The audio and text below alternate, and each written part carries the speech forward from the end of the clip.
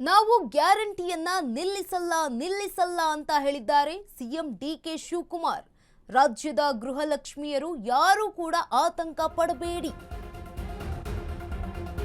ನಾವು ಗ್ಯಾರಂಟಿಯನ್ನ ನಿಲ್ಲಿಸಲ್ಲ ಅಂತ ಹೇಳಿದ್ದಾರೆ ಸಿಎಂ ಡಿಕೆ ಶಿವಕುಮಾರ್.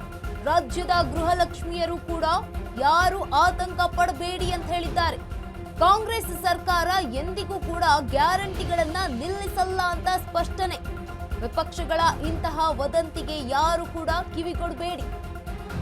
ಬಿಜೆಪಿ ಆರೋಪಕ್ಕೆ ಈಗ ಸಿಎಂ ಡಿಕೆ ಶಿವಕುಮಾರ್ ಸ್ಪಷ್ಟನೆ ನೀಡಿದ್ದಾರೆ.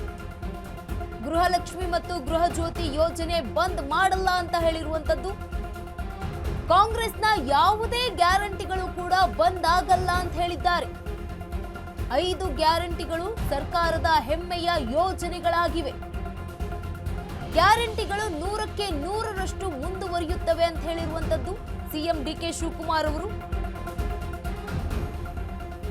ನಾವು ಗ್ಯಾರಂಟಿಯನ್ನ ನಿಲ್ಲಿಸಲ್ಲ ಅಂತ ಸ್ಪಷ್ಟನೆಯನ್ನ ನೀಡಿದ್ದಾರೆ ಸಿಎಂ ಡಿಕೆ ಶಿವಕುಮಾರ್ ಅವರು. ರಾಜ್ಯದ ಗೃಹಲಕ್ಷ್ಮಿಯರು ಯಾರು ಕೂಡ ಆತಂಕ ಪಡಬೇಡಿ ಅಂತ ಹೇಳಿದ್ದಾರೆ. ಕಾಂಗ್ರೆಸ್ ಸರ್ಕಾರ ಎಂದಿಗೂ ಕೂಡ ಗ್ಯಾರಂಟಿಗಳನ್ನ ನಿಲ್ಲಿಸಲ್ಲ. ವಿಪಕ್ಷಗಳು ಇಂತಹ ವದಂತಿಗಳನ್ನ ಮಾಡುತ್ತೆ. ಆ ವದಂತಿಗಳಿಗೆ ಯಾರು ಕೂಡ ಕಿವಿಯನ್ನ ಕೊಡಬೇಡಿ. ಬಿಜೆಪಿ ಆರೋಪಕ್ಕೆ ಈಗ ಸಿಎಂ ಡಿಕೆ ಶಿವಕುಮಾರ್ ಅವರು ಸ್ಪಷ್ಟನೆಯನ್ನ ನೀಡಿದ್ದಾರೆ.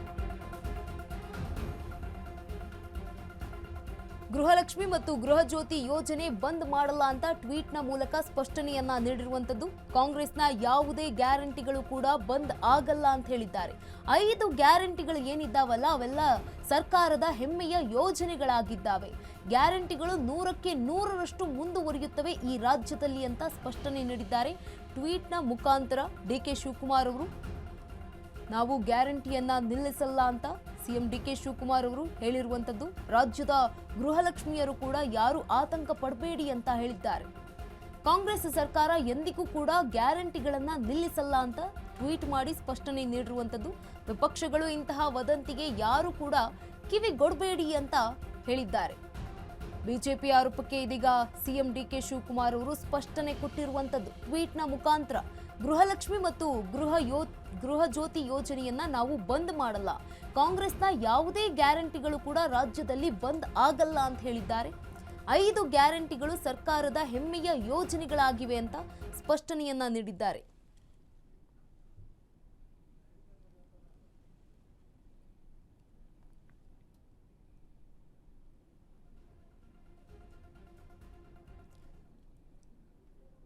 ಈ ಬಗ್ಗೆ ಹೆಚ್ಚಿನ ಮಾಹಿತಿಯನ್ನ ನೀಡಲಿದ್ದಾರೆ ನಮ್ಮ ಪ್ರತಿನಿಧಿ ದೂರವಾಣಿ ಸಂಪರ್ಕದಲ್ಲಿ ಕೃಷ್ಣ. ಇದೀಗ ರಾಜ್ಯದ ಗೃಹಲಕ್ಷ್ಮಿಯರು ಯಾರು ಆತಂಕ ಪಡಬೇಡಿ ಅಂತ ಸ್ಪಷ್ಟನೆಯನ್ನ ನೀಡಿರುವಂತದ್ದು. ಏನೆಲ್ಲ ಅಪ್ಡೇಟ್ ಇದೆ ಡಿಕೆ ಶಿವಕುಮಾರ್ ಅವರು ಕುರಿತಂತ ಟ್ವೀಟ್ನ ಬಗ್ಗೆ? ಎಸ್, ಖಂಡಿತ ಗಂಗಾ. ಏನಂತಂದ್ರೆ ಗ್ಯಾರಂಟಿ ಹಣ ದುರುಪಯೋಗ ತಡೆಗೆ ಸಿಎಂ ಡಿಕೆಶಿ ಸರ್ಕಾರ ಒಂದು ಹೆಜ್ಜೆ ಮುಂದೆ ಇಟ್ಟು ಪರಿಷ್ಕರಣೆಗೆ ಮುಂದಾಗಿದೆ. ಇದನ್ನೇ ದಾಳ ಮಾಡ್ಕೊಂಡಂತ ಬಿಜೆಪಿ ಮತ್ತೆ ಅಂದ್ರೆ ದೋಸ್ತಿ ಸರ್ಕಾರ ಕಾಂಗ್ರೆಸ್ ಗ್ಯಾರಂಟಿಗಳನ್ನ ಬಂದ್ ಮಾಡುತ್ತೆ, ನಿಲ್ಲಿಸುತ್ತೆ ಅಂತ ಆರೋಪ ಮಾಡ್ತಿದ್ದಾರೆ. ಈ ಎಲ್ಲಾ ಆರೋಪಗಳಿಗೆ ಸಿಎಂ ಡಿಕೆಶಿ ಅವರು ಟ್ವೀಟ್ ನ ಮೂಲಕ ಒಂದು ಟಕ್ಕರ್ನ ಕೊಟ್ಟಿದ್ದಾರೆ ಅಂತ ಹೇಳ್ಬೋದು. ನಾವು ಗ್ಯಾರಂಟಿ ಅಂದ್ರೆ ನಾವು ಕಾಂಗ್ರೆಸ್ ಸರ್ಕಾರ ಅಧಿಕಾರಕ್ಕೆ ಬರುವಾಗ ರಾಜ್ಯದ ಜನರಿಗೆ ಭರವಸೆ ಕೊಟ್ಟಿದ್ವಿ. 5 ಪಂಚ ಗ್ಯಾರಂಟಿಗಳ ಭರವಸೆನ ಕೊಟ್ಟಿದ್ವಿ.